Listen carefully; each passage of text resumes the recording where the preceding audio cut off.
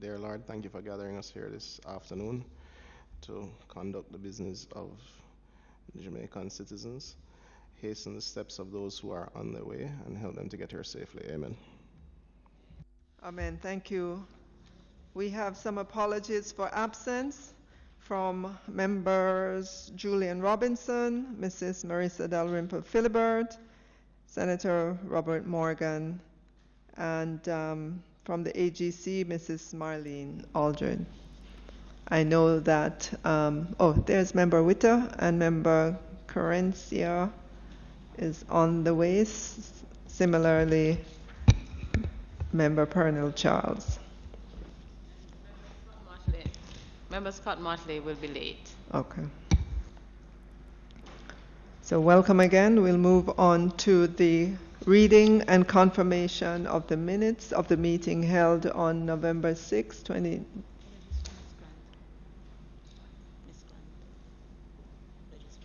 Okay, sorry. Apologies as well for Ms. Grant from CPC. All right. We'll move on to the reading and confirmation of the minutes of the meeting held on November 6, 2019.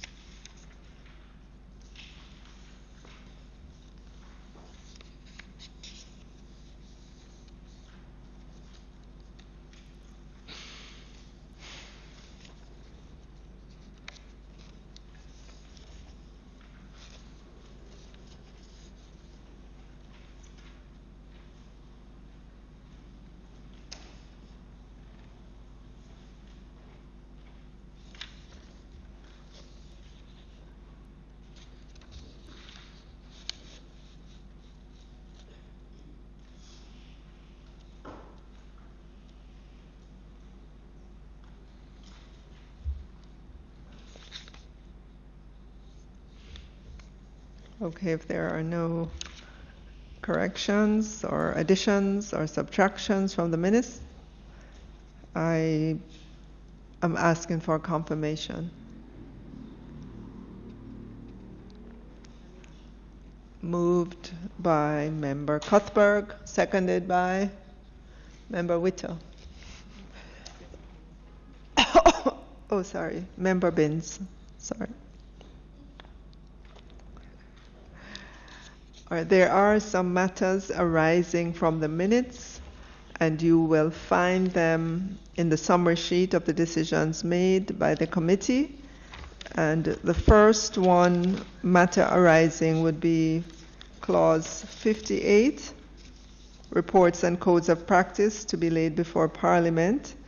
And this clause was deferred pending the findings of research by MSET on whether mandatory codes in other jurisdictions had consequences for breach. So Ms. Mori, you want to take that one?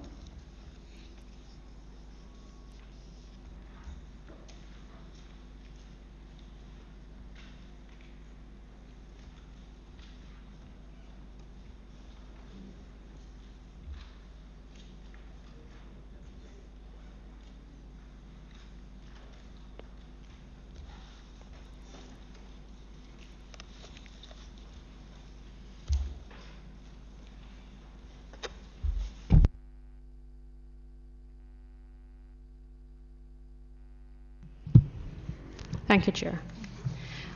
With respect to our research on mandatory, whether or not other jurisdictions utilize the mandatory codes, we noted a couple of things. There were some jurisdictions that simply made reference to codes of practice or codes of conduct. There was one jurisdiction, Trinidad, that made specific reference to mandatory codes in addition to voluntary codes. And in Trinidad's Data Protection Act, essentially the commissioner, where he or she is of the opinion that in the public interest there was a need to develop mandatory codes, then he or she could, by order, require the development of a code of conduct and set a time limit for its development. In doing so, the commissioner was empowered to request a regulator, an existing regulator, to oversee the development of the code. The code the commissioner has, where the commissioner has approved a code, the Act in Section 74 gave the minister or the power to make, by order, to make compliance with the code mandatory. So where it's developed by the commissioner, it doesn't automatically become a mandatory code, but becomes a mandatory code once the minister, by order, makes compliance with it mandatory. The order made by the minister in that regard has to be tabled in the Parliament and is subject to negative resolution of the Parliament. The sanctions in relation to that,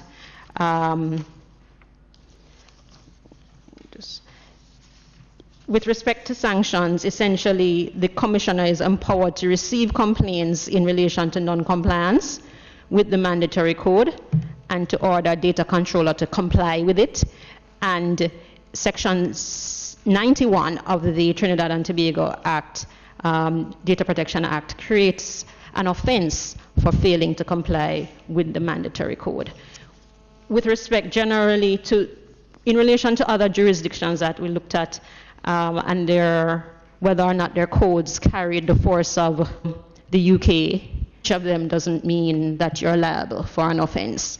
There were others that clearly created an offense for a breach of a code, even though it didn't call it mandatory or voluntary. So we see a wide, well, essentially what the research shows is that there is a wide, it ranges from jurisdiction to jurisdiction, and essentially it boils down, I think, to what the committee, the direction the committee would want to go in, because there is an example. There are examples of persons who make the code mandatory, i.e. it's an offense to breach, others that require it to be tabled in Parliament, others that don't require it to be tabled in Parliament. So it varies. And of course, there are those that just simply don't refer to any, they don't call them voluntary or mandatory. They just simply empower the commissioner to make the codes if the commissioner deems it necessary. And then the effect of the code is that an offense is created.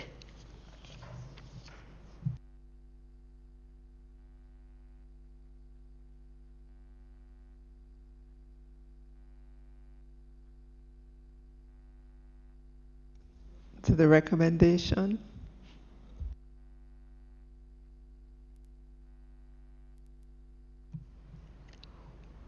Well, Chair, I'm not sure we have a recommendation necessarily. I'll be guided, and the reason I'm saying is that we'll be guided by the committee in terms of where it is. We would have explained what the policy direction was, or the thinking is, and why the bill was crafted the way the provision in the bill was crafted the way it was. But what we're sharing simply is that whatever it is that the committee determines in this regard, we are able to give effect to it because the scheme varies from jurisdiction to jurisdiction. So if it is that the committee is minded to make these codes, to give the codes a force of law, and to create an offense for the breach of it, then that's something that could be accommodated. So committee members, you've heard from the ministry. There's a wide berth. There's a wide cross-section. Or let's just say there are many different ways in which this is dealt with across jurisdiction. We can commit to have it remain in the way it is, or we can make a recommendation. Well, we can agree that it can be some other way. So, Member Golden, do you have an opinion?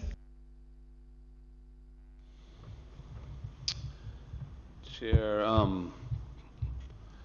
as I recall, the way it's dealt with now in the bill, there was use of the word mandatory codes, but there was a provision that said that there's no legal liability for breach of the codes, something to that effect. That appeared inconsistent to me insofar as the word mandatory normally connotes that failure to comply with it has a legal consequence. So I think we need to resolve that discrepancy. I noticed that some codes had to come to Parliament for approval. Other codes were just tabled. And there was a peculiarity in that the mandatory ones seemed to just be tabled, but the ones dealing with a specific issue, and I can't remember what that issue is, had to be approved. So I just thought that whole scheme was a little lacking in coherence from my perspective anyway, and I thought the way to go would be to make the codes, generally speaking, not legally binding, but of relevance or material in any adjudicatory body determining whether or not there had been a breach of, say, one of the standards or one of the provisions in the Act that do give rise to legal consequences. So that was kind of the way I was thinking of going. And to the extent any code is to be legally binding, it should be subject to affirmative resolution of both houses of Parliament.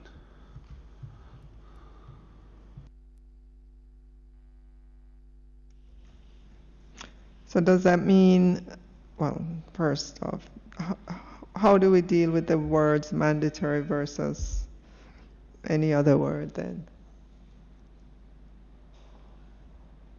I don't personally think that the word mandatory should be used.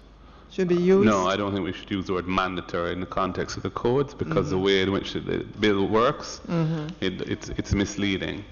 So I think we should just have codes or guidelines if you want to differentiate between something that is going to be binding, call that a code, something that isn't, but is going to be relevant nonetheless for a regulator assessing your conduct, call that a guideline. That's consistent with how other regulators in Jamaica operate. Certainly the Financial Services Commission, that's how it doesn't use the word code, but it does use the word guidelines as opposed to regulations. Regulations being law, guidelines being strongly persuasive but not law. So I would be inclined to that approach, but others may feel differently.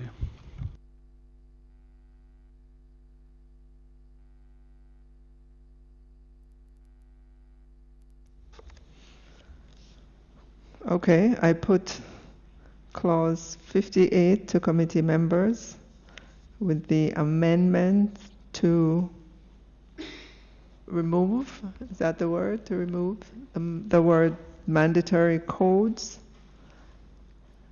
and not to make the codes legally binding, possibly to call them guidelines rather than something in law. Am I getting it right? One clutch of codes that I think is intended to be legally binding, and it's addressing one of the issues. The data sharing. The data sharing ones. So those could either be given a different name, or if they're kept as codes, then the ones that are not so binding, maybe we could call that guidelines instead.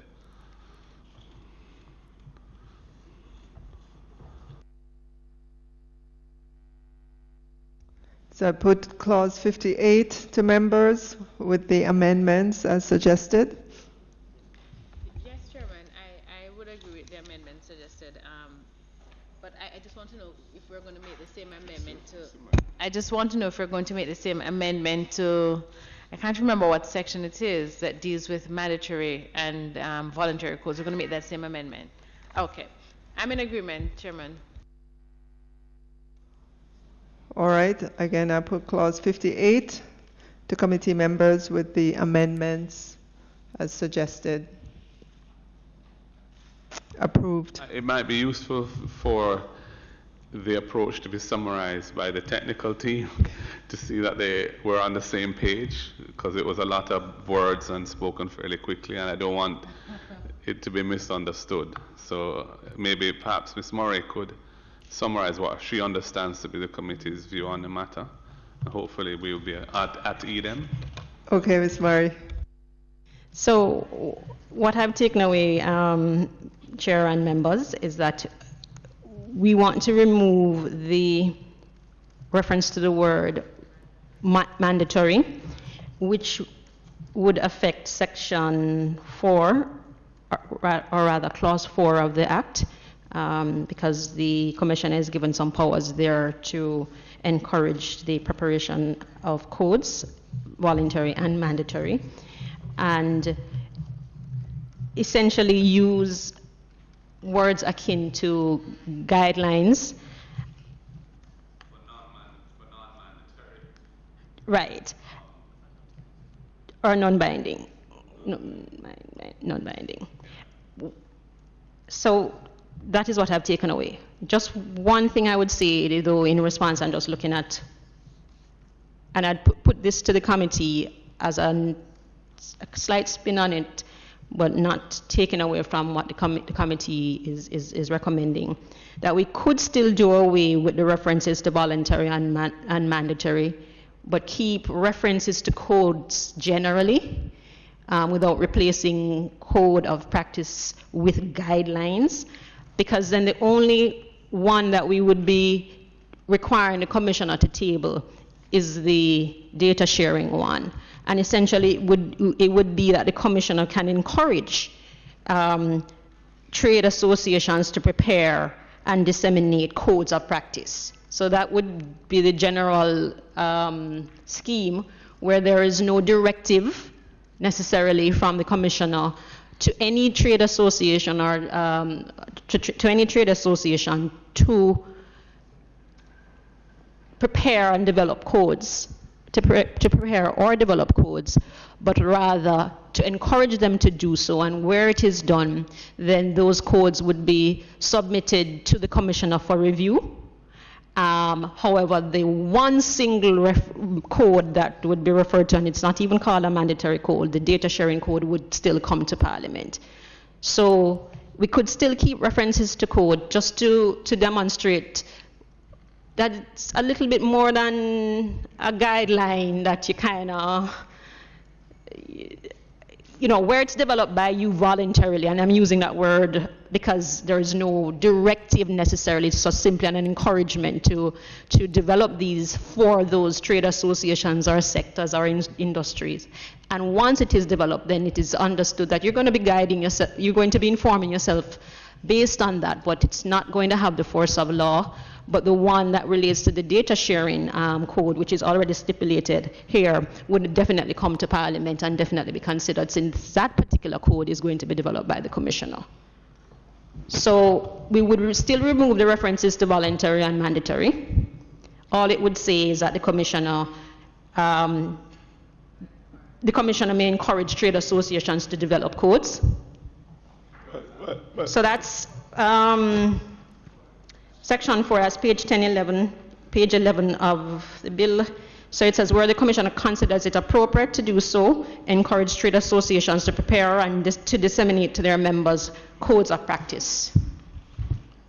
I must say, I'm just trying to understand why would this be a part of an act if it is not enforceable? I'm trying to. It is the clutch of measures that would be developed, encouraged to be developed by associations, industry associations, would not themselves be law.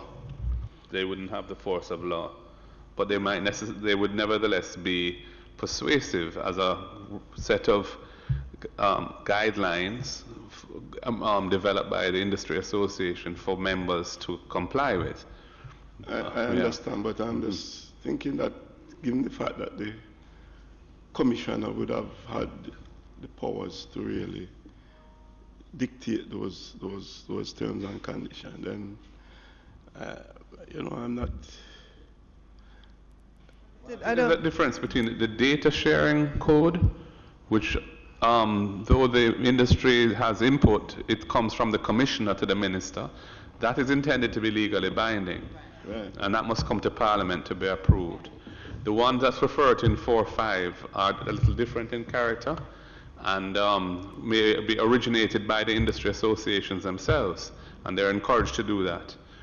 So they would, based on their own experience and the particular nuances of their industry or sector, they would develop those. I personally think we should have a different nomenclature for that. I don't like using the same word for both. I think if we're going to say the data sharing code is law, then don't call the other thing which isn't law a code. Call it guidelines. Yeah. That's the point. Yeah.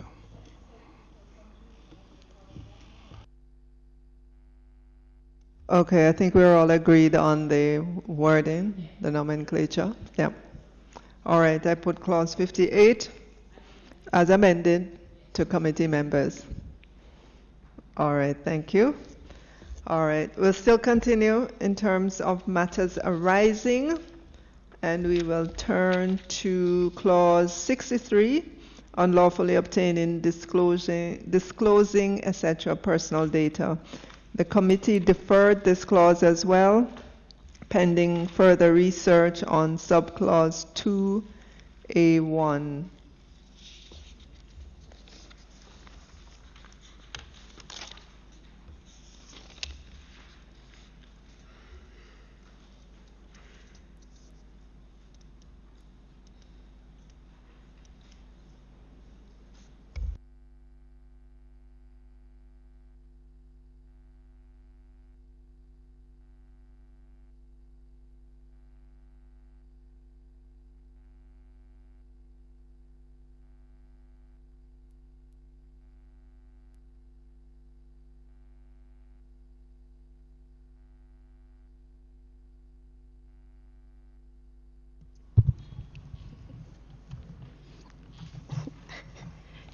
Chair, committee members.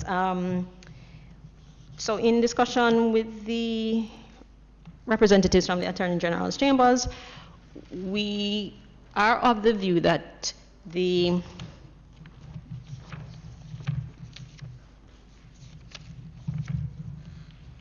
Part A of subclause 2 could be removed without affecting the functions of the law enforcement agencies and generally in relation to preventing or detecting crime and any other authority, quote unquote, that would be relying also on being authorized by enactment, by any enactment or rule of law to perform their task.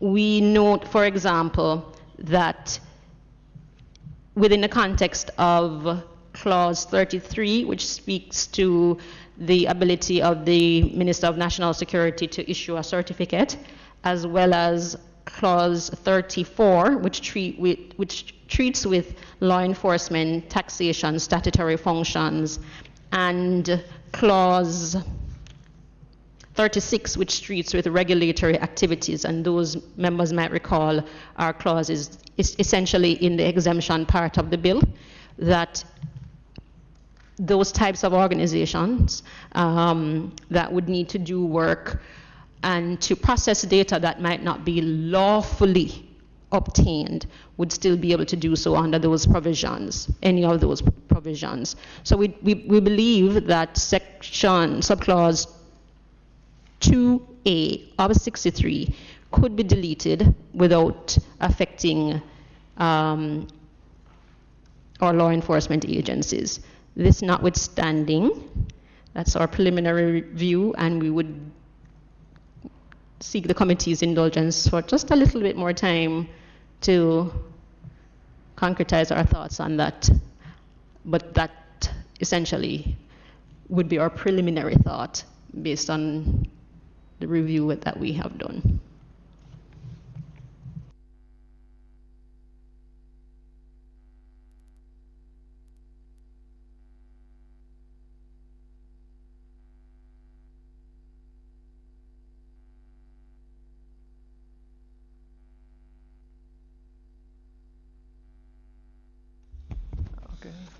So, Ms. Mori, you're asking for a further deferral? Okay. Put it to committee members. Yeah. All right. All right. The next clause would be 64, in terms of matters arising from last week. Power of commissioner to impose fixed penalty. An appropriate wording was to be provided for clause 64(1)(a).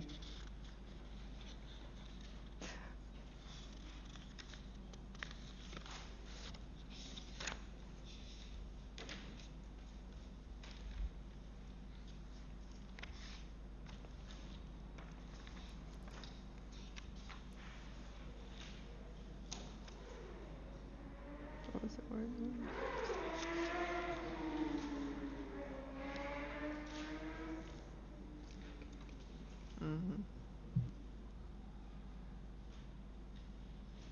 Chair, I believe we'll have to return to the committee on that one as well.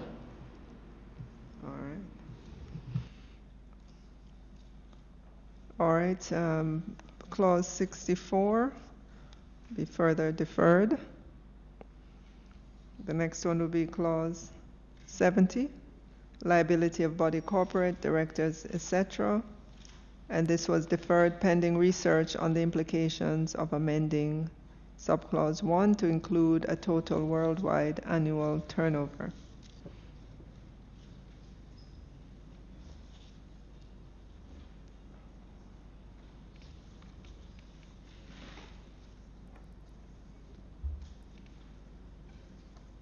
Chair, with respect to the follow-up with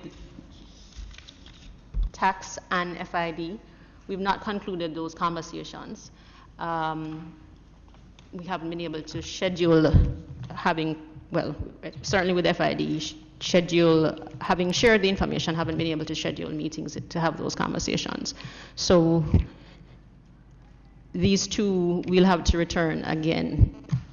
So all the clauses that would affect FID and this one with respect to TAJ, some feedback from the tax admin in Jamaica, we'd ask again for the indulgence of the committee to enable us to have those conversations because we haven't been able to. Okay, clause 70 to be deferred. And then the final matter arising relates to the 5th schedule. And MSET was to return to the committee with the proposed skill set of members on the tribunal. Okay, so with respect to this particular recommendation and or research, we generally found that there were not a lot of jurisdictions that revert to or have an appeal or have appeals going to tribunals or a tribunal rather. For those that do have appeals to tribunals, we only found 3 pieces of legislation that specified what skill sets the members should have. So the Data Protection Act of Barbados, Schedule 1, its single schedule on paragraph 1, for example, says that the members of the tribunal shall be appointed by the minister by instrument in writing from among persons who appear to him to be qualified as having had experience of and shown capacity in matters relating to data protection and privacy or such other related discipline. So that's the wording in Barbados. In Malta, the Data Protection Act, it says there that one member, it makes provision for 3 members, but the 2 other members shall be persons who, in the opinion of the minister, represent the interest of data subjects and data controllers, as one way of saying it. And then we have the United Kingdom Data Protection Act. The members of the tribunal essentially are those persons who have 7-year general qualification within the Courts and Legal Services Act, or could be advocates or solicitors, but essentially persons from the legal fraternity. And members of the tribunal appointed under the section also have to represent the interest of persons who are data subjects or data controllers. And then just to turn the committee's attention to language we would have used in the recently passed ICT Authority Act, which says that in appointing the board of that authority, a member, there should be one member who is not, or members who is knowledgeable and experienced in ICT. So those are just the range. So we could use language that speaks specifically to data protection and privacy. We could use language that says a person must, in the minister's opinion, represent the interest of data subjects and data controllers. Generally, the chair of the tribunal is always a legal right, someone with legal skill sets, whether it's a judge or otherwise, but someone who has that kind of background. But that is what we discovered. And then our ICT Authority Act would have spoken specifically to someone who has, or persons who have knowledge of or experience in generally ICT. So, committee members, I mean, I would like to recommend that we include just for guidance in selection of persons to be on this tribunal. Okay. So I put the 5th schedule with the amendments as to qualifications to the committee. If there's no objection. Yes, to include, all of that, yeah. All right, approved.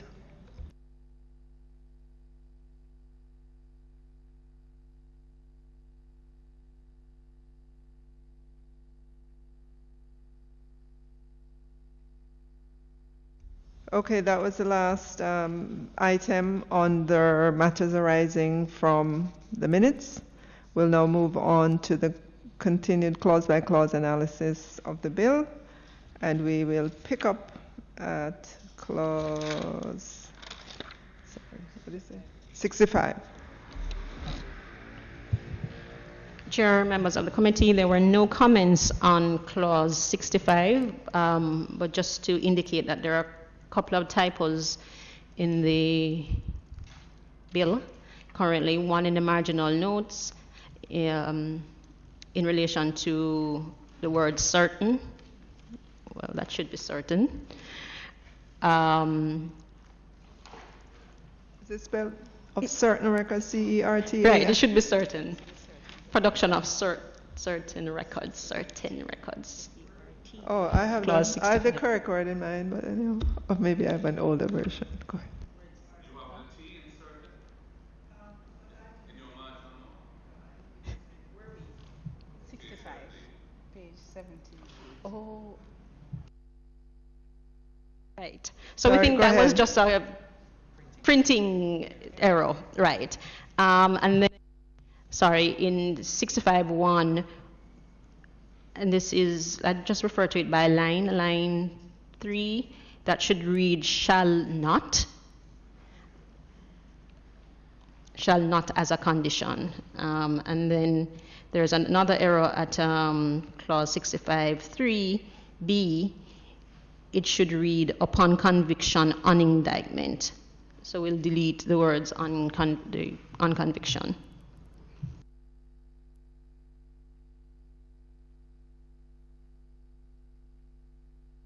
So we insert the word upon, right? Upon is in the it's not chapeau, upon, right? Oh, okay, Yeah. sorry, yeah, okay. Yeah, okay. All right. So I put clause 65 to committee members with those edits. certain shall not, deleting one of the on conviction.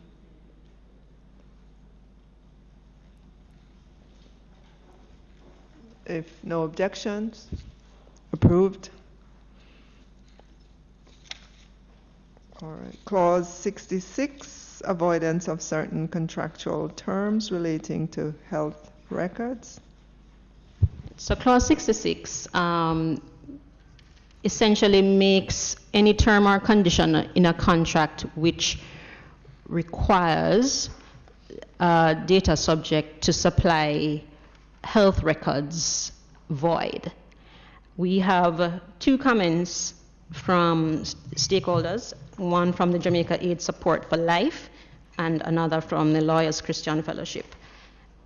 So Jamaica AIDS Support for Life notes that it has been the practice of basically insurance companies to ask persons who have, well, ask persons about, specifically about their HIV status.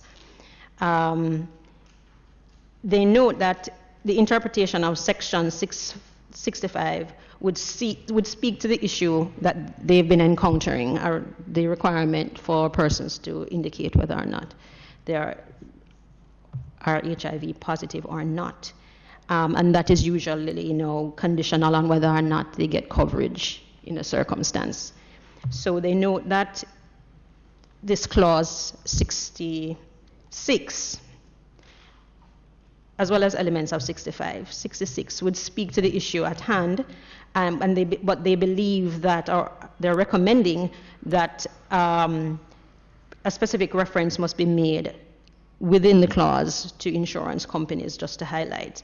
So they say, we, however, believe that seeing the practice is so widespread and expressed provision to address same is necessary, as opposed to leaving it up to interpretations that can go one way or the other.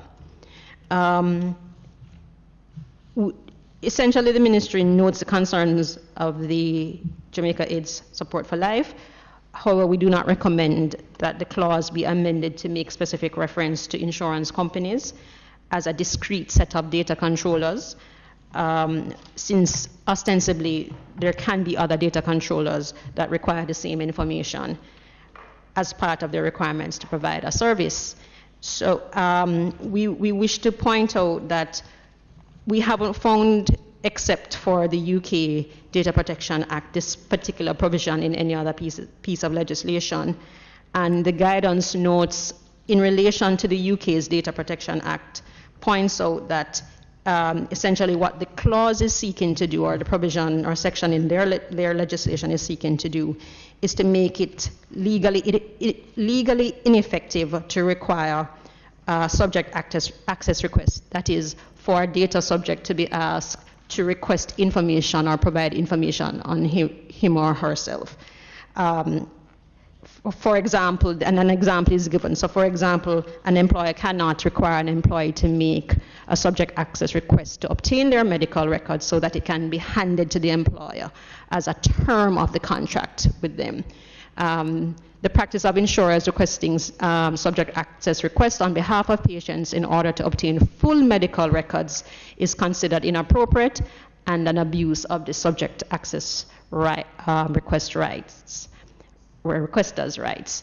So insurers or claims management companies are encouraged in the UK to make their services conditional on a client giving them reasonable cooperation and access to relevant information. So we put this to the committee, but we don't recommend any further amendment to specifically reference insurance companies. Sorry, I'm still not understanding, well, from an insurance company's perspective, if they want to get that kind of data, just because of the policy that the data subject would be taken out, how would they get that information then? They wouldn't write the business. If they can't assess the risk, how are they going to write the business? In a way,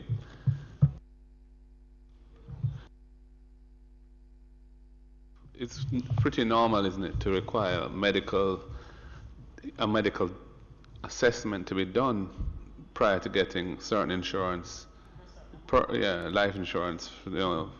Some policies maybe not, but others it's required because they don't insure if somebody has some particular health risk. It will affect the premium, unless it's a state guaranteed scheme like Obamacare or something where pre-existing medical conditions have to be covered and all that. But in the normal private sector market, the insurer must know what risk they're taking so they can price it appropriately.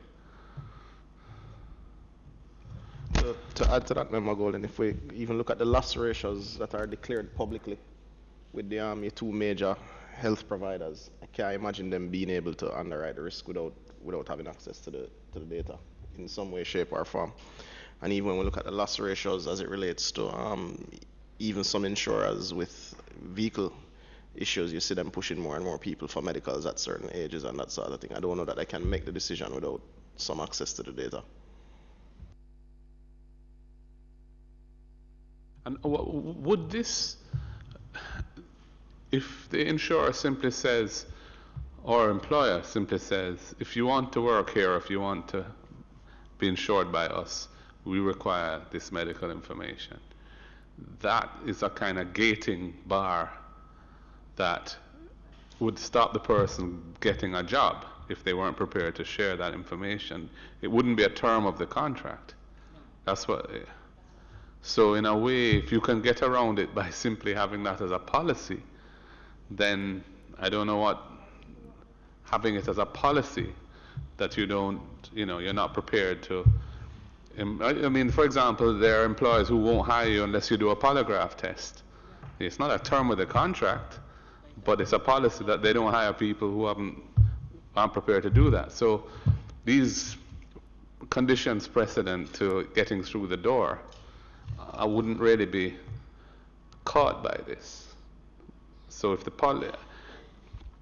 idea is that you want to stop employers from requiring people to disclose private medical information, then I think this would have to be broadened to say that a prospective employer shall not require that information, in addition to it not being a term of the contract to provide it, because they could put it in the contract as well, and I say you have to provide it annually or something, which this would get to that, but it wouldn't get to an initial bar on employment before you even sign a contract, unless you disclose.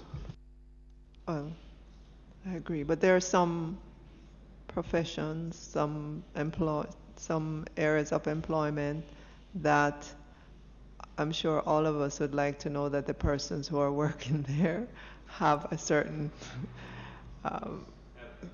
health condition. I'm sure we'd love to know that the pilot that's flying the plane is not right. Yes, I don't. This clause is making me a little bit uncomfortable.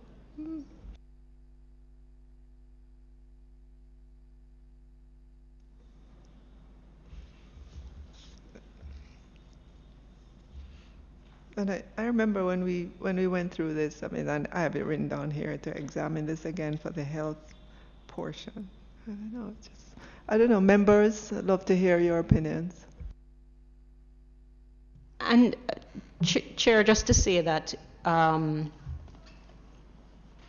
we have one constituency, just one. I mean, it's one comment. Who would have expressed to the committee a particular challenge that they're facing when they have to engage insurance companies.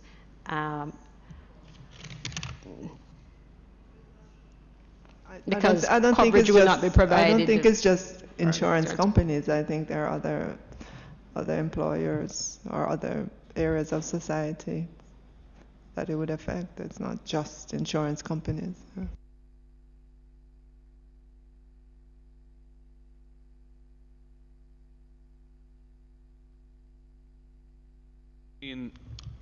If the policy is that people shouldn't be forced to divulge their personal health data, then the provision as drafted doesn't go far enough to achieve that. If that's not the policy, all it really says is that you can't put into a contract a term requiring anybody to divulge their health data, their private health data. But should there be an exception? For example, should the commission or commissioner be able to, if for example the question of a pilot, or anybody who's handling sensitive or dangerous equipment that could endanger the lives of others if that person had an unforeseen health issue in the course of doing their job. Should the commission be able to respond to say that this should not apply in that particular instance? We have that kind of exception for things like Fair Competition Act.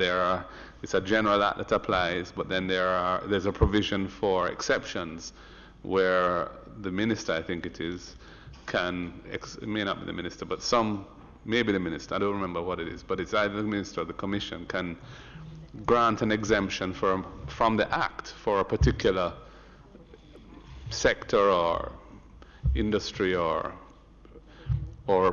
firm even, I think. That's just one example. I'm just saying, given how this is worded, where it's not specific to any particular sector, it's just a general thing that says a contract can't have this provision in it, and if it does, it's void. Is that something that maybe goes too far in certain circumstances? And should there be a mechanism for allowing it not to go too far in appropriate circumstances, which we may not even have thought about? Yeah, but I hear you, member. And like you said earlier, an employer or anybody else can verbally ask for it, and the difference is, I think, once the person is employed, I don't think they could thereafter, for example, dismiss somebody for not producing it.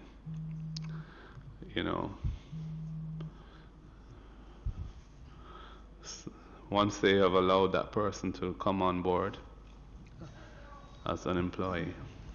But do you see this in the same light as an employer asking you to produce certain other documentation? Your ID, your TRN, your police all of those certificate, numbers. a police record certificate. I mean, there are lots of things that employers may ask. Yeah, but health records go kind of very far down the privacy wicket, though. Yeah. So it's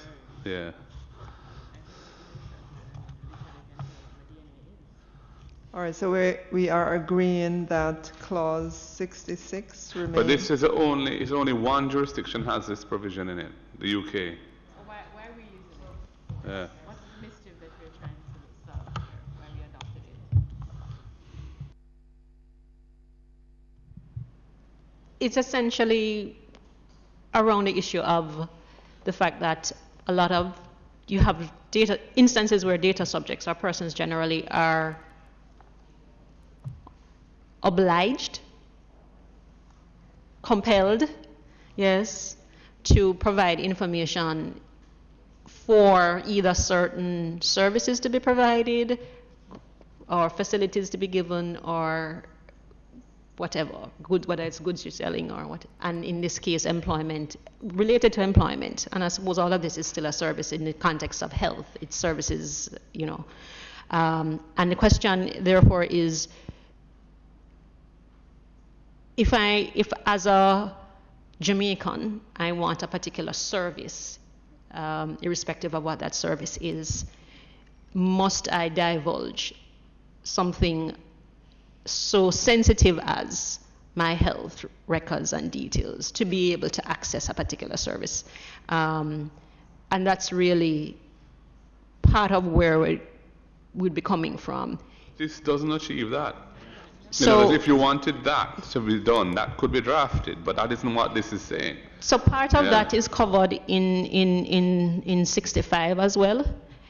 in that it says that the provision of goods and services, a person concerned with the provision of goods or services shall not, as a condition of providing that, request certain information. But that particular section is restricted, well, speaks to relevant records, and when we look at what relevant records mean in the fourth schedule, essentially it's information around convictions and so on. So it doesn't include health, and which is why health would have been put in a separate section and treated with a little differently in terms of the sensitivity of that. But as we would have indicated, we will be guided by the committee in relation to in relation to clause 66.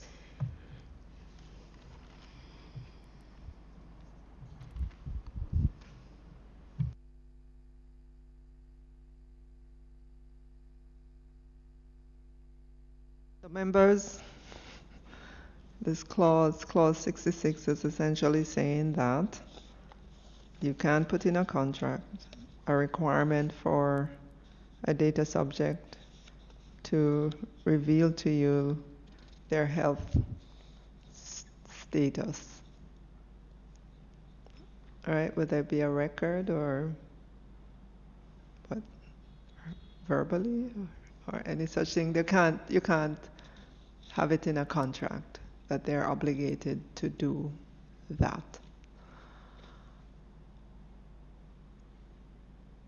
That doesn't mean you can't ask for it. That doesn't mean you can't. And they can require it as a condition of providing the service. Right. You know, which was the point.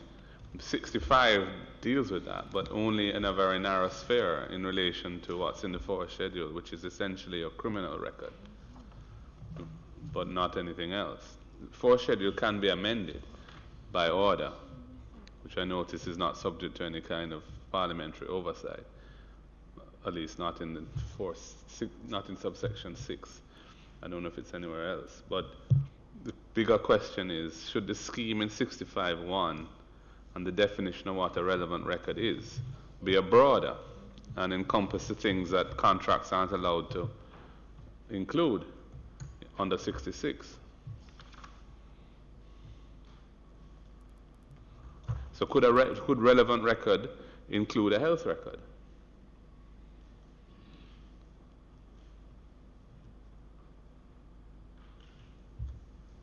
And then would that get rid of 66 if you do that? 66 would be a further gloss on that. That you can't put it in a contract. Yeah, you can't do that either. Yeah.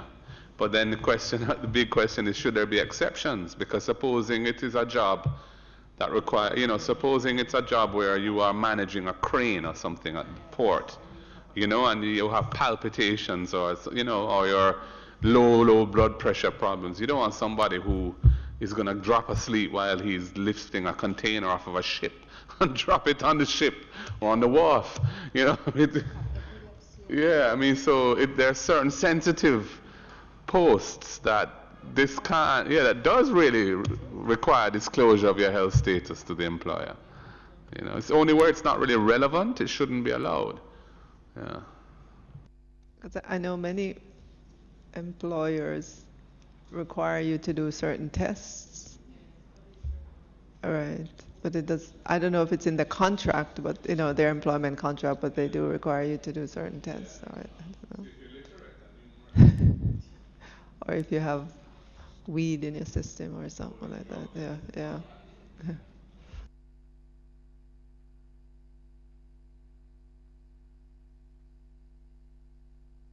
Could defer this one and they could think about it some more, because it raises some serious policy issues, which I don't know if I think it may be better for us not to try and come to a decision without an informed position from the technical side as to what the ministry would like to see in the light of this discussion.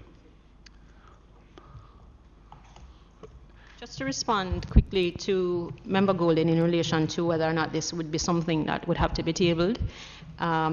In clause 76, it specifically says that the orders issued under 65.6, amending the fourth schedule, would would have to be the subject of affirmative resolution. So why don't we just put it in 65(6) rather than having to go hunt to find a procedure somewhere else? Where is it in 71? Because 76 is the rulemaking or regulations making provision, and so it would have outlines rather in that section or clause rather all the regulations, orders that would need to come back to Parliament specifically, rather than within the respective. That's right? how it's done. That's the here? approach that was taken here. Okay, all right. So there are lots of them.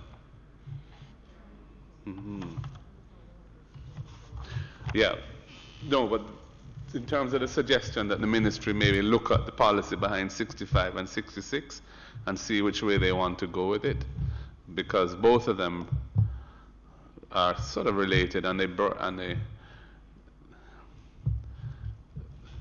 raise some quite thorny issues. Yeah. I'm just wondering, Chairman, if in reviewing 66, if we could not put in a proviso provision which allows exemption to certain fees like the medical and, Chairman spoke about pilot. So, you could, through your experience and other jurisdictions, look and see how they treat with those exceptions. But I think maybe that's how we could do, because I understand, after you've explained and listened to my friend, member, Coherence, then I can understand the mischief. So perhaps a proviso would help us to achieve the objective, but still allows the employer some degree of flexibility, so that he or she is not constrained in engaging persons who can execute with efficiency and not putting the wider public at risk.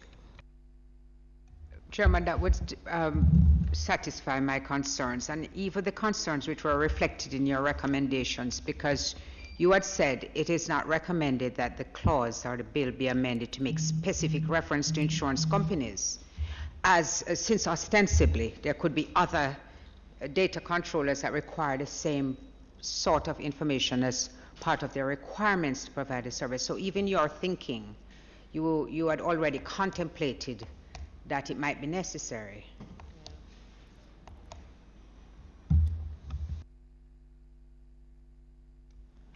Okay, we will defer clause 66. We will also look at clause 65 to see if they're both could be combined or they remain separate, and we'll do further examination of clause 66 for the health, especially since this relates to health records. All right, we'll move on to clause 67, disclosure of information. So at clause 67, which deals with, essentially provides that no enactment or rule of law prohibiting or restricting the disclosure of information shall preclude a person from furnishing the commissioner or the appeal tribunal, as the case may require, with any information necessary for the discharge of the functions under the legislation. We have three comments in relation to this clause. The Media Association of Jamaica notes that this section is widely worded, and that it means that any information requested by the commissioner must be supplied under penalty of imprisonment. They note that, or it notes rather, that the provision will remove any protection for journalists who seek to protect their source's identity. It is also worded, they say, in such a way as to infringe on the inviolable rights against disclosure of information protected by legal or professional privilege. And they recommend, essentially say that there is no good justification for derogating from long-established enactments or rules of law, and recommend that the section be deleted. Simpliciter. Alternatively, they recommend that the clause could be amended to read, unless permitted or required by any enactment or rule of law, no person shall refuse to furnish the commissioner or the appeal tribunal referred to under the section any information necessary for the discharge of the commissioner's functions. NIDS also had a concern with this provision. They thought the provision would be problematic, as it raises the question as to whether a data controller can be compelled to provide identity and other information about individuals contained in the filing systems. Without getting into the conflicts between the NERA and the Data Protection Act, or the bill rather, essentially their recommendation is an amendment, would have been an amendment to the section to add the words, unless it has been provided that an order of the court is required for the furnishing of such information, or where disclosure of such information is not permitted under any enactment. FID also had an issue with this particular one. They say based on the nature of the information held by the FID, certain information should be allowed to be withheld from the commissioner. It is recommended that this section be amended to prohibit any disclosure that would qualify as a breach of Section 97 of POCA. Question, Ms. Mori. Is this, I didn't read this clause as saying that the person would be required to furnish the commissioner, right? It just said you, as a person, you can, yeah. It says that you can't rely on any legal basis for saying no. Yeah, in other words, there may be some other statute or rule of law that you would be able to say, if asked under some other section to provide information, and the act that governs you or some rule of law that you can rely on says that you don't have to provide this. This says you can't rely on that. And that's kind of broad. So this is compelling. I think it's the wrong way around, actually. I think we should turn this one inside out and say that you have to provide the information to them unless some other act or rule of law precludes it. Yeah. Yeah, I didn't use that. Yeah. I'm interested because the comments, the 3 comments that have been made by the Media Association, NIDS and FID are very clear, but they didn't move you all in any way. So I'm wondering, before I attack it, what was the reasoning in terms, because I have a tendency to agree that it almost seems like an impossibility that we're almost abolishing all of the other laws. It's such a wide disregard for a historical evolution of legislation in so many different areas that have created exemptions and other things which have shaped our law. This is like an overarching, whatever you have done before this law don't make no difference. And remember, I'm sure you're not going to attack. No. But what currently obtains with respect to privacy, secrecy, non-disclosure is a plethora of legislation that have singular provisions in all relating to I shall keep secret, or I shall not disclose, or I must keep confidential.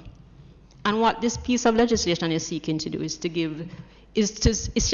essentially say that this is the remit as it relates to non-disclosure of personal information, because there are other information that within the context of the respective legislation that will fall within a non-disclosure, a secrecy, or confidentiality provision. I mean, just taking, for example, the Telecoms Act, which has provision in relation to confidentiality, and places an obligation on the regulator not to divulge information that licensees would share that are of a proprietary nature that might affect, or either trade secrets and so on. So there's that.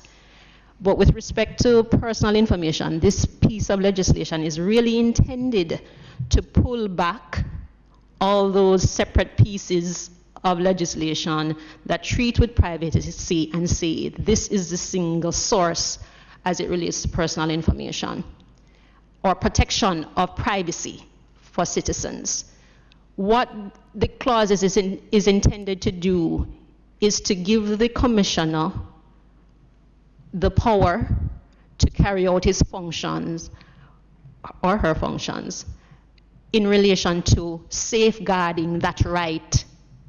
And if it is that a data controller can draw on its enabling legislation and say, I am not giving this to you because, then it means that the commissioner is hampered in the performance of his or her duties. We go on to say in our comment that there is a confidentiality of information clause which places an obligation on the commissioner and the members of the office not to divulge anything that that comes into his or their hands. But we see it as we see it as hampering, well, without provisions such as this, effectively hampering or placing the commission at a disadvantage in the performance of his or her duties, because there are several pieces of legislation, and we could provide the committee with the several pieces of legislation that have non-disclosure and secrecy or confidentiality provisions that would prevent the commissioner from doing his or her work.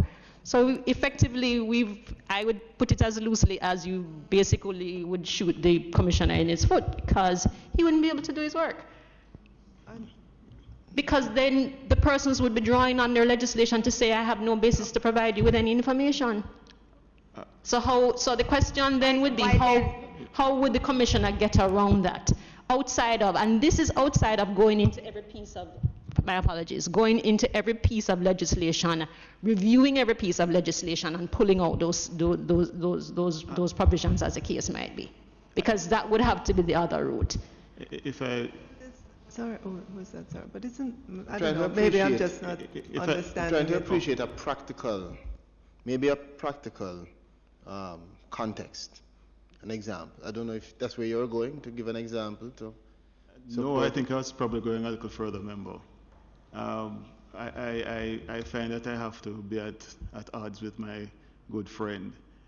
But what this provision does, it's very broad and sweeping.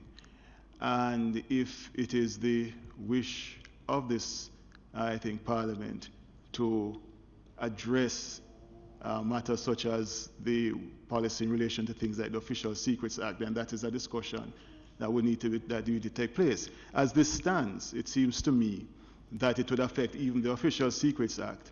And although that is overdue for review until I think the Parliament takes a serious look at it, I find it very difficult to follow my good friend's reasoning. If it is that the Commissioner seeks to enforce powers under what is proposed in this bill, then the Commissioner has powers to do so. If an entity refuses to turn over information that is required by the Commissioner, that the Commissioner has powers to request, if they fail to do so, the courts are available to the Commissioner to pursue that and let matters be decided there. There are also implications for things like the Protected Disclosure Act. It was the policy of this Parliament, as expressed in that act, to protect whistleblowers, for example. And there are other legislation that deal with confidentiality. This is just simply broad. It doesn't limit itself to personal information, simply says disclosure of information. So for my part, the suggestion I think that was made by Member Golding, I think will be workable. The other issue, of course, relates to the fact that this follows a provision which is found in the UK Data Protection Act. And the problem with, and in fact apparently only the UK Data Protection Act, when we have legislation where we use a template from another jurisdiction, we have to be careful where we don't run the risk of simply taking something out of an entire regime that may exist in that jurisdiction. There are other laws in the UK, for example, the previous discussion in relation to requiring health information. There are other laws in the UK that relate to discrimination on the grounds of sexual orientation, HIV status, and so on, and disabilities, and there's a whole framework. So in that scenario, what they have in their provisions would probably fit very nicely into what they have already decided. So we have to be very careful in terms of using those provisions they have to be adapted to our own circumstances. And as it stands, I must confess that I share the misgivings in relation to Clause 67, that it is very broad and has implications that we have not, this Parliament has not really considered as yet. Just for clarification, Ms. Mori, this clause is saying that anybody who has personal data about anybody else, any data about, but this is just personal. But I think just before, just to qualify, while I understand that the language of the provision is with any information necessary, it goes on to speak about the discharge of the Commissioner's function under the Act, and this Act is only relates to one type of information or data, and that's personal data and sensitive personal data. So but supposing the allegation relates to personal data or some conduct in violation of it, of some rule in the Act. But in order to establish whether or not that violation has taken place, you need other data that's not personal data to be disclosed. That data might be subject to legal professional privilege, for example, which this would purport to oust, which I think is unconstitutional. You can't oust, well, it certainly wouldn't be if you're going to take away legal professional privilege, you have to do it expressly. You can't just do it by some broad general words, I think. I mean, that's a general principle of legality that has been established in the courts. So the whole thing to me is just, how can you say that this commissioner and this appeal tribunal must be entitled to get information that other laws says is not disclosable, regardless of the circumstances, regardless of the reasons why that other law says that that shouldn't be disclosed? Who are these people here to be saying that trumping or FID or any other statutory body or authority? It's just going off for the wrong tangent. This would, in effect, then end up being the most powerful commissioner that you'd have in terms of being able to trump FID, trump those bodies. But I'm just trying to find out, because it's always better when you can think of a scenario where this is useful, because maybe I'm not seeing it.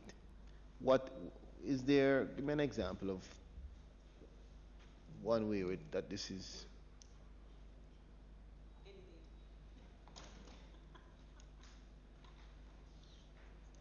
So it could be any data subject, let's say.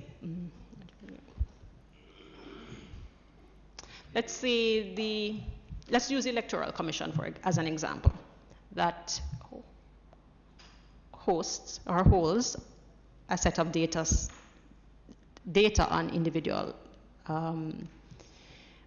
citizens, including sensitive data. And if a member of the public goes to the commission and says, I believe, for whatever reason, that the Electoral Commission of Jamaica, as an example,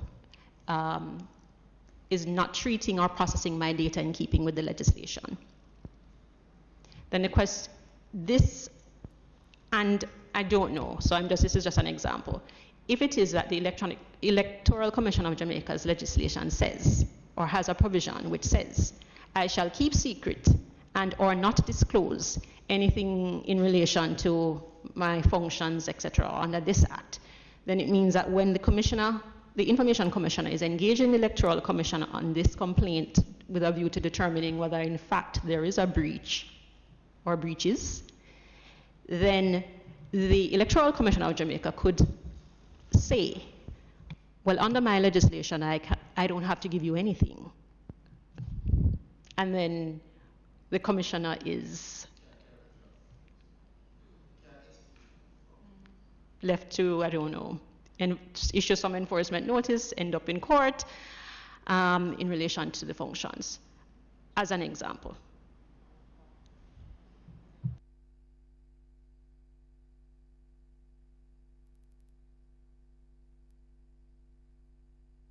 And just to concede, we did have a discussion with representatives from the Attorney General's chambers about the fact that it is wide and would include, I think Member Golden mentioned it about legal professional privilege, and that some amendments are likely to be required.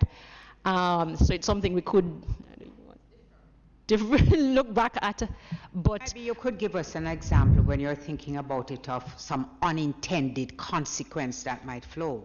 I know you gave us one a while ago, which was with the EOJ, but you don't see a scenario where, as a result of having this clause, something untoward could happen at all? I find it curious that it is only in the UK legislation for a start. So it has not been widely adopted. just to say that I think it's a limited jurisdictions that we would have looked at because there are other jurisdictions that we're now finding that actually similar. So it's similar. But we can look back at it. But we do take the point that there are exemptions that wouldn't likely to have to be built into this, and one of them being legal professional privilege as an example. But the mischief really is, as I would have articulated, on the commissioner's side, we treat with it from a point of having received the information from the EOJ, for example, then you are duty bound not to then disclose to anyone else, and there are repercussions for that. In fact, when the members get to clause 68, you can look at how we can strengthen those penalties if that is required under that section to ensure that officers that work within that environment understand the seriousness of non-disclosure of the information once it comes into their hand. But like every other data controller, every other person, there are unintended consequences of hosting data, and that's what we call cyber crimes.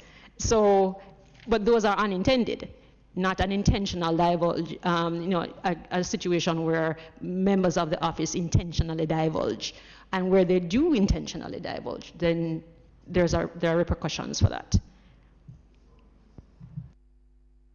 Question, Ms. Mori. In the example you cited with the EOJ, wouldn't the data subject have a right to ask the EOJ for the data and have the EOJ provide that to the commissioner? No, he could ask, but he might not be able to get, because in the exemptions under Part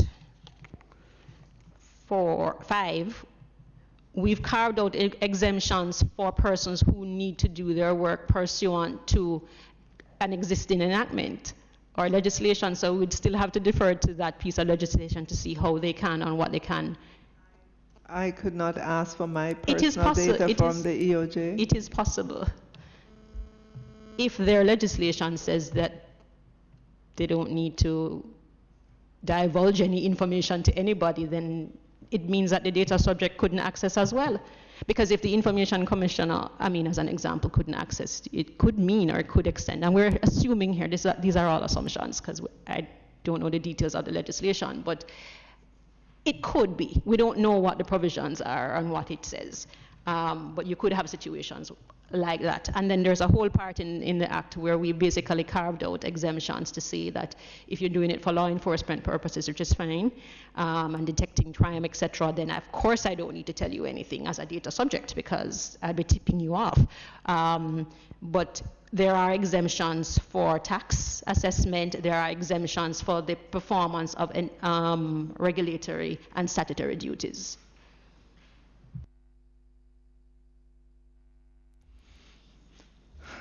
All right.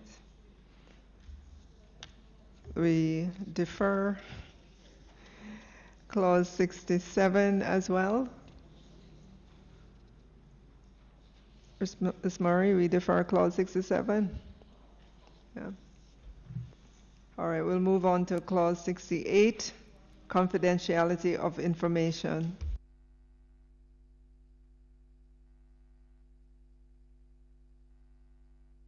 So there were no comments on that particular section, but I would have, or we would have spoken about that section in the discourse before. Okay, I put clause 68 to committee To committee members, confidentiality of information. Just to It's fine.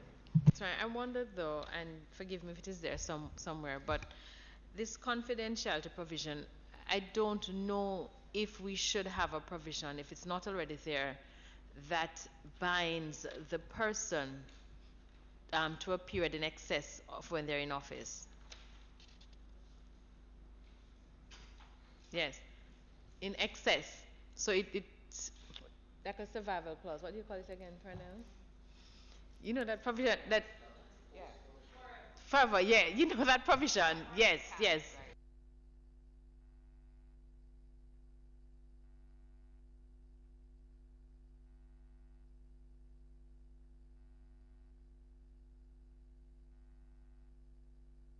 The difficulty with these positions is that the sensitivity of the information that they're going to be exposed to doesn't end at their tenure. Exactly. That's what I'm saying. That's what she's There should saying. be a provision that binds Oh, it's not. confidentiality Yes, yes, beyond yes. the period in office. Is there a provision? No. Okay. So.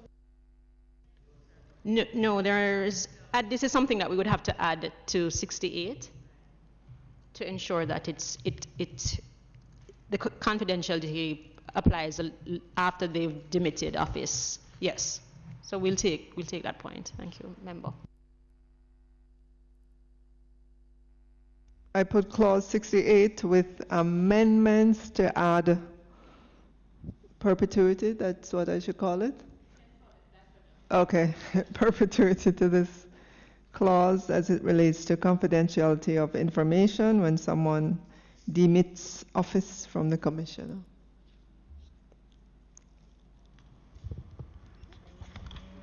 No objections. We approve clause 68 with amendment. Chair, before you press on, Sure, you don't. at the top of page 80, 68C, the word disclosure, that's a typo.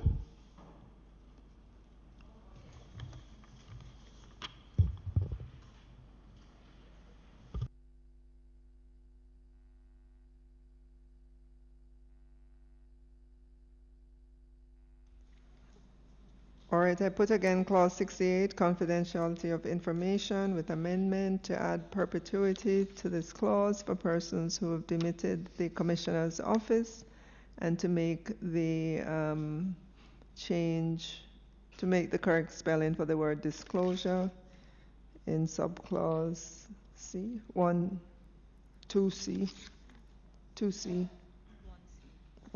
no, it's 2. Oh, 1C, okay.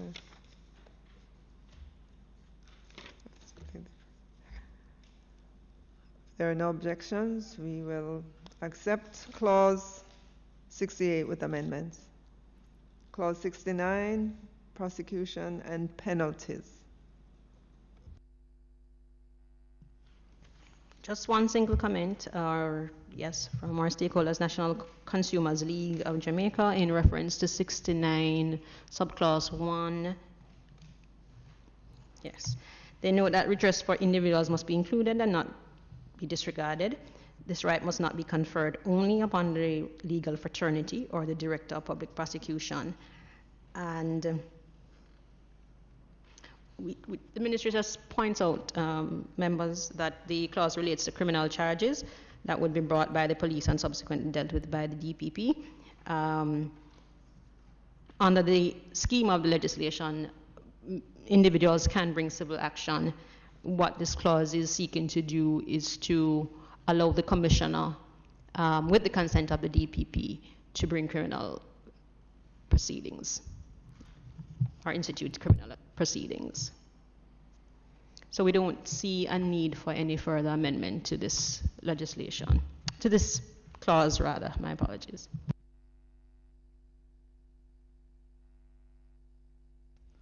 All right, thank you. We put clause 69, prosecutions and penalties to members. No objection. We accept clause 69. Clause 70 was deferred, so we'll move to clause 71. liability for damage.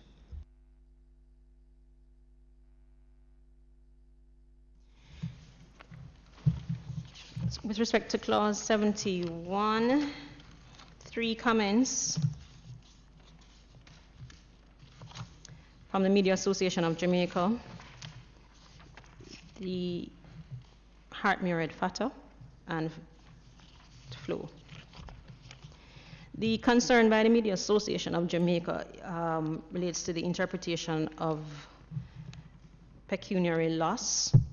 They note that a Jamaican court may apply this meaning to the term damage and require a person making a claim for compensation under the section to also prove that he has suffered pecuniary loss. Well, rather they've said that the courts in the UK have interpreted damages to include or to mean pecuniary loss, and that it is possible that a court could, in Jamaica, could apply a similar meaning.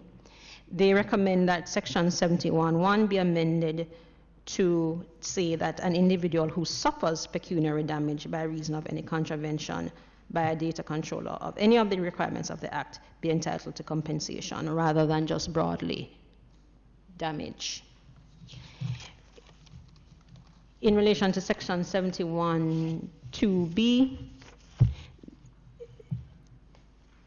they note that this allows the media to be liable to pay compensation under this section in circumstances where the person bringing a claim under this provision suffers distress, even where he does not suffer pecuniary loss.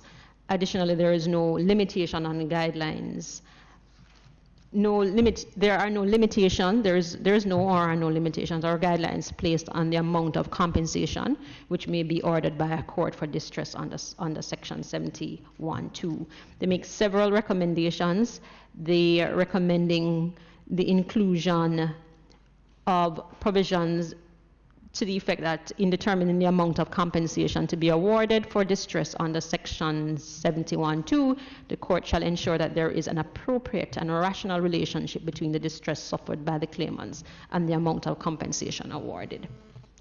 With respect to, they also recommend that the insertion of a new subclause 4 to say that unless the court orders otherwise under this section, the maximum amount of damages for non-pecuniary loss that may be awarded is $1 million or any other amount adjusted in accordance with the section from time to time.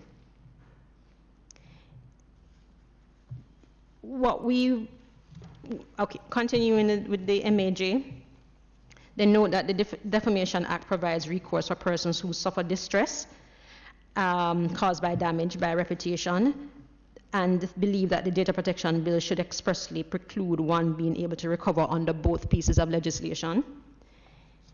They note that if the bill does not include the possibility of double recovery, it is foreseeable that there would be wide abuse, as some litigants may separate their claims for damages and seek to recover damages under both acts.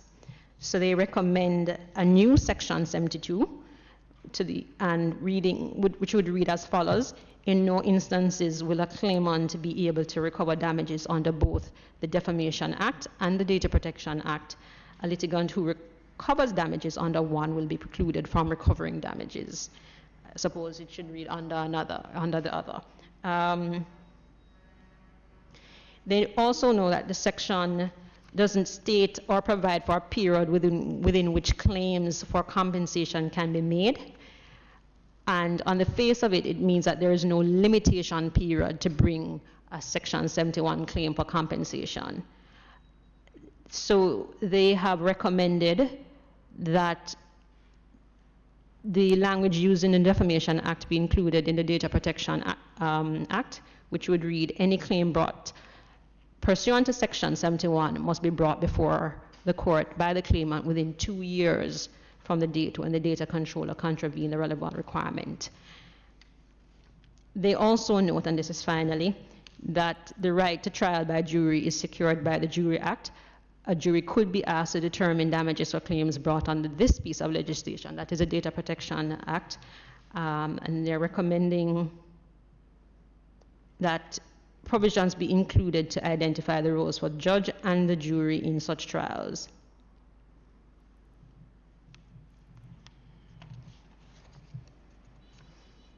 So in treating with several amendments or amendments made by the Media Association of Jamaica, just to draw the attention of the members to the ministry's comments,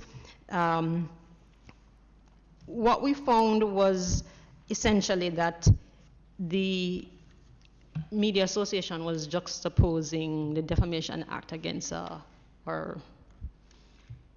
a data protection type regime. So a regime related to the defamation and one relating to data protection and privacy. With respect to clause 71(1) specifically, it appears that the interpretation provided in the case to which they referred was obiter dicta, as the case was not decided on the point that they've raised. And so in our mind, we couldn't opine on the recommendation in that, and we would have defer that to the Attorney General's chambers for a response, or Legal Reform Department. I'm not sure which one, but certainly the AG for sure, on how they would interpret how damages are to be interpreted, and whether the proposal to specifically reference pecuniary damage would be something that we would be minded to adopt. Regarding the recommendation from the MAJ that clauses be inserted in the bill to speak to the relationship between distress suffered and the amount of compensation awarded, limitation period for a claim, and the role for judges and jury in jury trials, the committee is asked to know that the recommendations at A and B, which is in relation to relationship between distress suffered and the amount of compensation and limitation period for claims, are reflected in the Defamation Act, sections 24 and 33 respectively. We note that the jurisprudence for defamation has developed differently from data protection. For example, in relation to damages, defamatory awards were usually considered excessive and were thought to have a chilling effect on journalism generally. And so we understand why, within the context of the Defamation Act, there would have been provisions that sought to kind of temper those, what would be viewed by some as excess. However, and so Section 24 of that legislation, the Defamation Act, would have been seeking to find some middle ground there. But we note that the jurisprudence around data protection has not been affected, or we don't know if it will be affected in the same way. And so we don't recommend limiting the provisions of this act in this way, because we are yet to see how, within the context of Jamaica, the jurisprudence is going to evolve, and how our courts would treat with issues of damages in relation to breaches of a data subject's rights. Additionally, this scheme under the Data Protection Bill is far different from, we think, the Defamation Act. In the case of the Defamation Act, it is quite likely that the data subject could be, or the individual could be working, well, in the context of the Data Protection Bill, it is quite likely that this data subject could be working with the Information Commissioner to resolve complaints in relation to a data controller. And if that takes some time, then we certainly wouldn't want a situation where the data subject, from the time of the breach being revealed, 2 years passing, and then they have no further recourse in law, noting that some of these matters would have to first go to an appeal tribunal before you could even consider taking a matter further on. So we don't believe that there should be any 2 years, certainly not a 2-year limitation on when a data subject can bring a matter to court if he or she decides. On reviewing similar provisions in other jurisdictions, we note that in none of the jurisdictions reviewed were limitations placed on the amount of compensation which could be recovered by a data subject. We believe that the bill as worded is in line with global standards and with regard to liability for damages, and so we don't recommend any amendments in relation in that regard.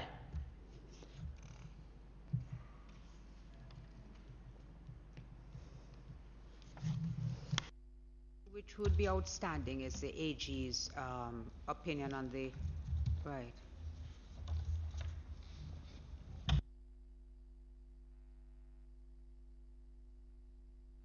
Just to add that the comment from Muirhead Fatah was around removing the word damage in subclause 1, so that is still around the same issue that we think AG would have to opine on.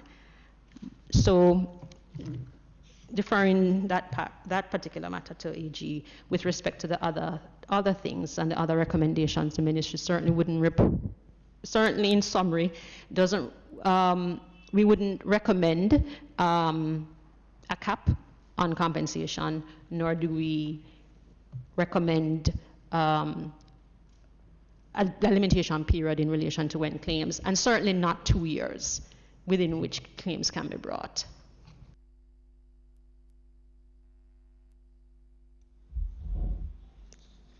I put clause 71, liability for damage, to committee members.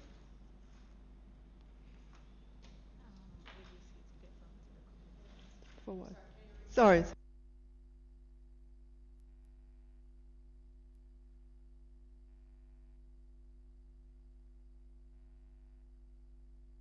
All right, my apologies. We are going to defer clause 71 pending the AGC getting back with regards to the definition of pecuniary damage. All right, we will.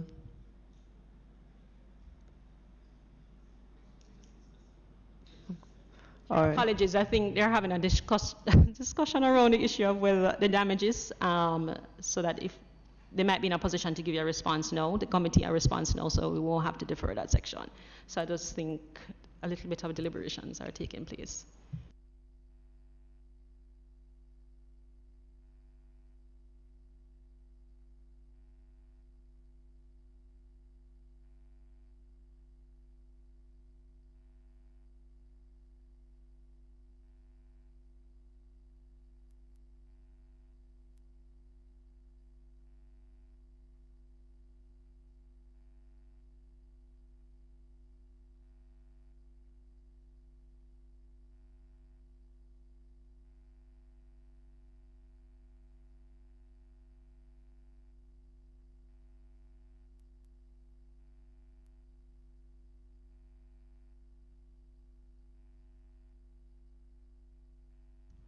Sorry, Chair. We've discussed it, and we are of the view that we're going to need a little bit more time to settle our minds on this particular issue, because we're noticing that since certain jurisdictions have sought to define damage in a particular way, and damage for us, as we have understood it, has developed also from a common law perspective, we'd like to just sort of settle in our minds what the appropriate approach ought to be for construing damage in Clause 71. All right, we defer clause 71 pending the AGC doing their further research into the definition of pecuniary. Or how to treat with damages. How to treat with damages, pecuniary or otherwise. All right, we move on to clause 72, appeals.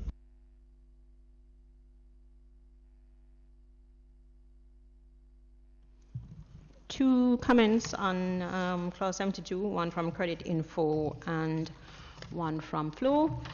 Credit Info essentially notes that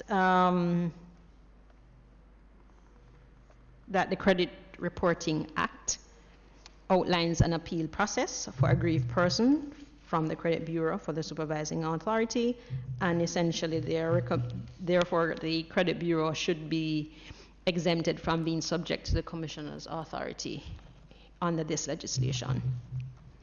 FLO recommends that the jurisdiction of the appeal tribunal be expanded to include appeals against the decision of the commissioner related to enforcement notices, assessment notices, and information notices.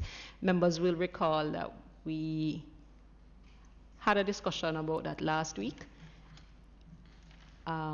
We would have pointed out then that the regime for the appeals is that some things would go to the appeal tribunal, but enforcement notices, assessment notices, and information notices would not. By virtue of the provisions in the legislation, would go to the court. So FLO was just simply making a recommendation that everything goes to appeal, but I believe the committee would have already taken a decision on retaining the current framework.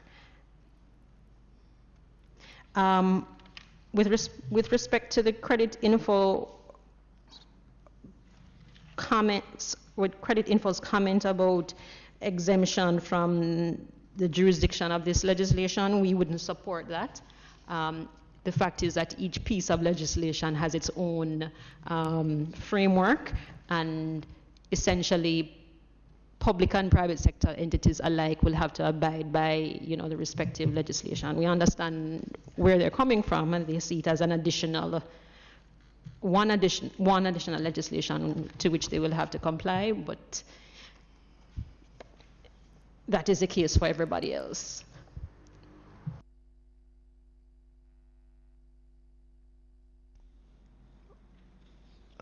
Okay, I put clause 72 to the committee. Clause 72 deals with appeals. If there are no objections, we accept clause 72 and move on to clause 73, service of notices. There were no comments on clause 73. I put clause 73 to committee members. There are no objections. We accept clause 73. Move on to clause 74, application to Crown. With respect to this clause, we have several comments from the Jamaica Bar Association, /Roots, Jamaica Computer Society, Lawyers Christian Fellowship. And in summary, the concern of all the stakeholders is that the Crown seems to be excluding themselves from liability to prosecution. So that's a single concern from essentially all the stakeholders. Noting the ministry's comments that while we understand the concern by the stakeholders with respect to public authorities' exemption from prosecution, the committee is asked to note that notwithstanding this exemption, public authorities are bound by the provision of the bill. It does say in subclause 1 that the Act binds the Crown. So where the point of departure is the ability to prosecute. We would have, as a ministry, sought or consulted with the Attorney General's chambers on this particular matter, and what we were asked to consider as a ministry is how would you go about operationalizing something like this, that is, prosecuting public authorities. Essentially, we were directed to consider how to give effect to something like this, how would it work. So what our recommendation is, after looking at the concerns from the stakeholders, is that it is, and if the committee is minded, it may consider making persons in the employ of the public authorities liable to prosecution in specific instances where that particular employee is found to have been culpable. So that it's not about suing the organization necessarily. No, Brad, my apologies, that's not a suit. Prosecuting, bringing criminal prosecution against the authority, the public authorities themselves, but rather the individual employee within that organization that would have breached.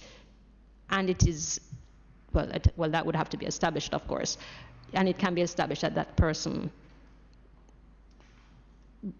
intentionally, negligently, recklessly breached the legislation and was essentially, I would suppose, on a frolic of his or her own as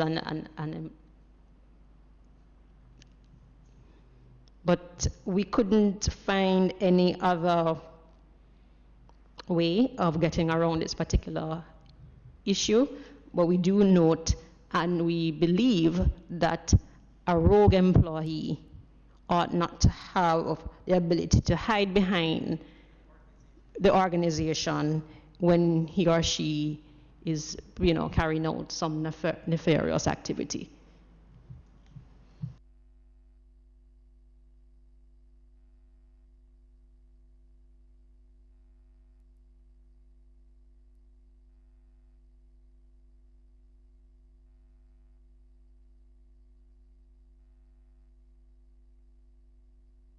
That's it, Ms. Mori? I'm sorry. I noted that the Jamaica Computer Society had suggested that civil penalties may be recoverable by this data subject for any breach occasioned by the public authority. Would that be one of the ways in which there could be some satisfaction? I don't know, I'm just... Remember, we didn't think we needed to say that because the scheme within the legislation in relation to civil liability is clear that a data controller, an action can be brought against a data controller.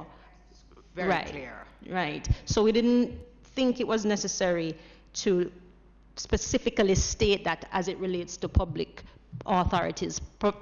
And in light of the fact that it clearly provides that the Act binds the Crown in that respect and the public authorities to the save and accept where there are exemptions must comply with the legislation. And if a data subject believes that his or her rights under the legislation has been compromised, then he or she can bring a civil action against that public authority to recover damages.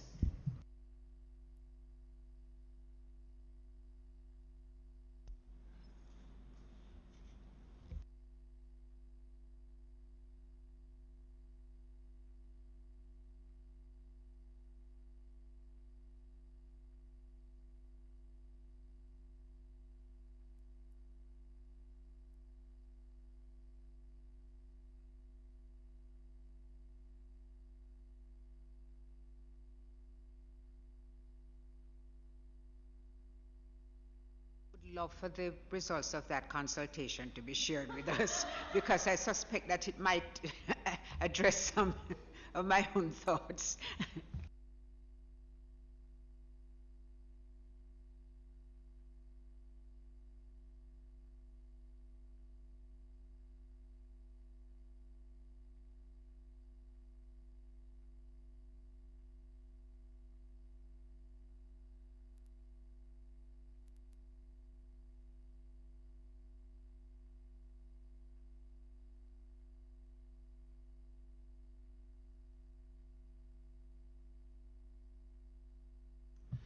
Okay, so Chair, in research that we've done up to this point, well, let me start at the end point. We're going to ask for a deferral.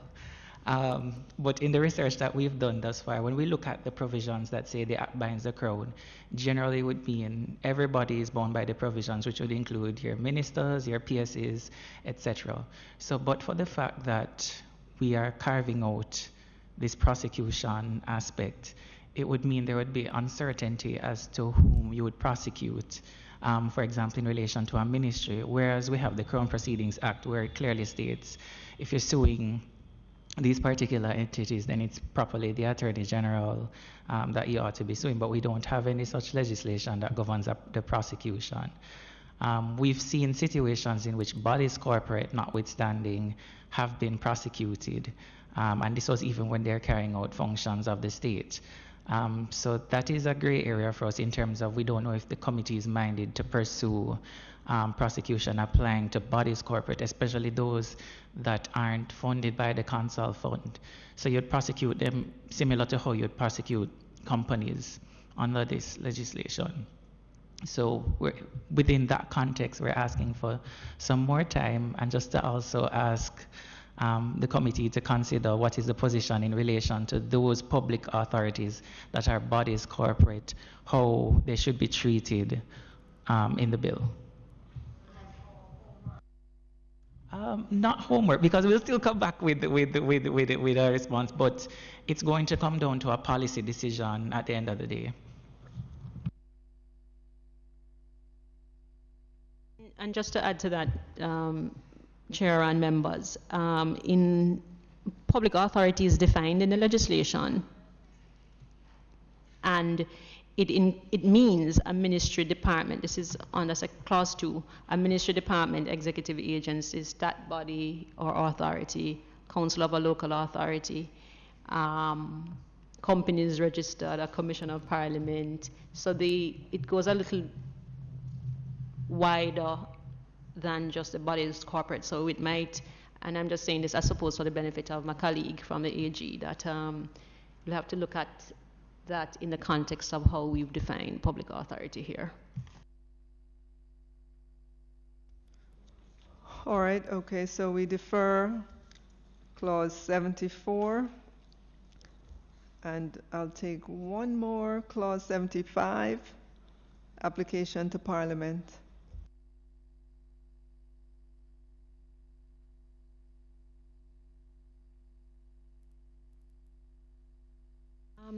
Chair, there were no comments on 75, and we are actually 2 clauses short of completing the bill without getting into the schedules, and we've looked at some of the schedules already. So we have 2 more. There are no comments on 75, and there are comments on 76 and 77, but I believe we have substantially dealt with 77, but there are just 2 more clauses left. So.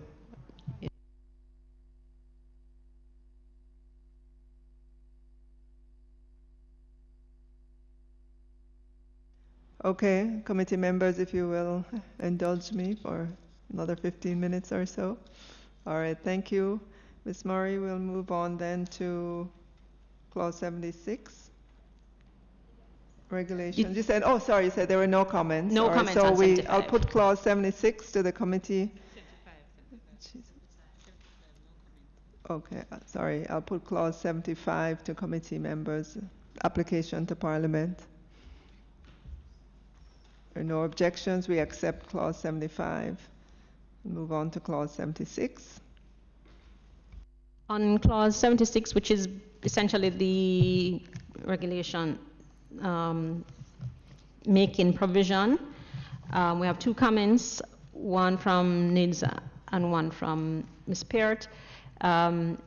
NIDS notes that the section which makes the minister, which gives the minister the general power to make regulations to give effect to the provisions of the Act is not adequate to cure the vice of the absence of a provision, a similar provision in a provision from the UK Data Protection Act. When we looked at the provision of clause, no, well, I'll just treat with the other one first. The various, Ms. Peart notes in relation to 76.2b that the various categories of information must be identified. And 76.2b treats with the ability, well, in making regulations to provide prescribed retention periods for personal data to be observed by data controllers. And the point is just simply being made that the various categories of information must be identified and the corresponding retention periods applied, as retention period should be discussed generally with stakeholders before the government makes regulations, or the minister rather makes regulations in this regard. With respect to the recommendation from Ms. Peart, yes, we agree. Certainly that is the route that we would take as a ministry in developing regulations to consult with stakeholders. And we anticipate that the retention periods would be set for specific types of data. With respect to NID's observation, the committee is reminded that the ministry recommended the inclusion of a provision at clause 49 of the bill, which requires the commissioner to prepare and publish a specific code of practice to govern assessment notices, and the committee would have supported that, as well as outline the factors which a commissioner must consider when developing this code of practice. So that would find its way into clause 76 as, well, no, it wouldn't find its way into clause 76. It would be by virtue of guidelines or a code that the commissioner would issue. And that would be it for 76. So we were addressing NIDS's concern through by empowering the commissioner to develop specific codes, a specific code of practice to govern assessment notices. There are no amendments that we're recommending based on the comments received to this section, except that there are typos at 761A, make different provisions for different cases, and in 761B, it would read, make such supplemental, incidental, consequential, or transitional provisions or saving provisions. So inserting provisions after savings as the minister considers appropriate.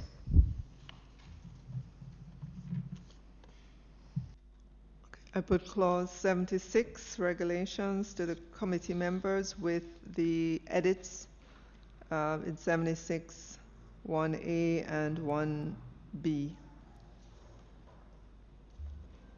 Chairman, supported, and I like the last two recommendations here, recommendations outlined, especially the last point that says it outlines the factors which the commissioner must consider when developing, because I think the major concern posed here by NIDS and Peart, we do not want this to appear as though the commissioner would have this absolute and arbitrary and all-encompassing power, right? And this very clearly identifies that the commissioner has a certain, I would call it, code that he or she must abide by, which I think is very useful here for reminding. Thank you, member. And members, the amendment is going to be made, or would be made, to clause 49 to include the provision. And members will recall from the, will see from the summary sheet of the decisions that the decision was taken, well, it was agreed that a provision be included to require the commissioner to prepare and publish a specific code of practice. So that is where we would treat with this particular matter. Thank you, Ms. Mori. So I put clause 76 again to committee members with the edits in 76 1A and 1B. If there are no objections, we accept clause 76 and move on to the final clause, 77, transitional. So several comments on this, but one sentiment really, yes, that the transitional period needs to be extended. Currently we have 1 year. Recommendations range from, well, mostly 2 to 3 years. with most of the comments or the recommendation being a 2-year transitional period. The research findings are there. Some people, you'll notice the countries vary between 1 to 2. Some have a couple of months. The recommendation to the committee is somewhere midstream between, we're saying 18 months.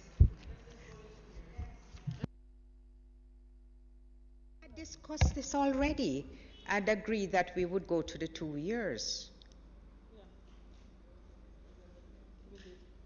Was that the same thing we discussed? I think we were discussing something, and then we kind of jumped into the transitional provisions in the conversation, one of the clauses, and we would have raised it. But I'm not seeing a decision reflected on the summary sheet, so I would suggest, Minister, that the committee determines what that period is going to be, and agree that. Recall of how the discussion evolved was that we were more inclining towards a longer period of 2 years, and I think reluctantly, with slight hesitation, there was a general agreement that we could go for the 2 years.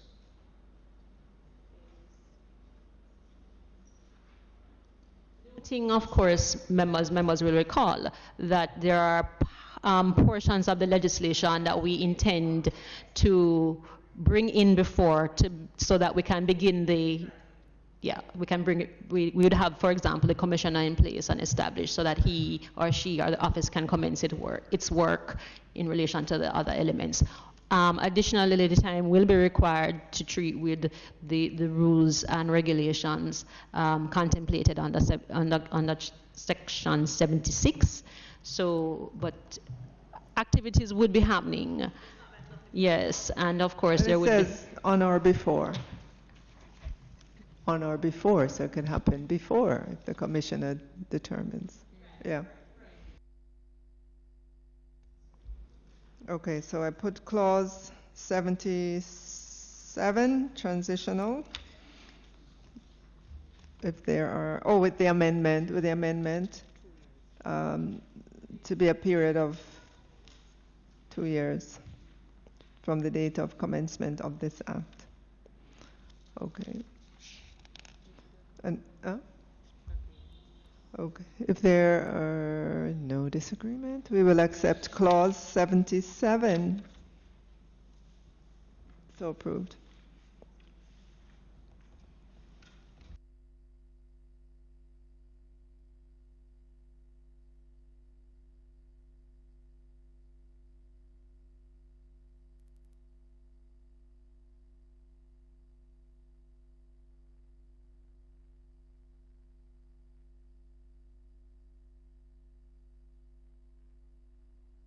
All right, committee members, I think we will pause here and pick up next week on the deferred items and the first and second schedule and the fourth schedule. All right, thank you so much. This meeting is adjourned. Well, I should first say, is there any other business? If none, let me say the date of the next meeting is Wednesday, November 20th. Wednesday, November 20th at 2 p.m. This meeting is adjourned. Thank you, everyone.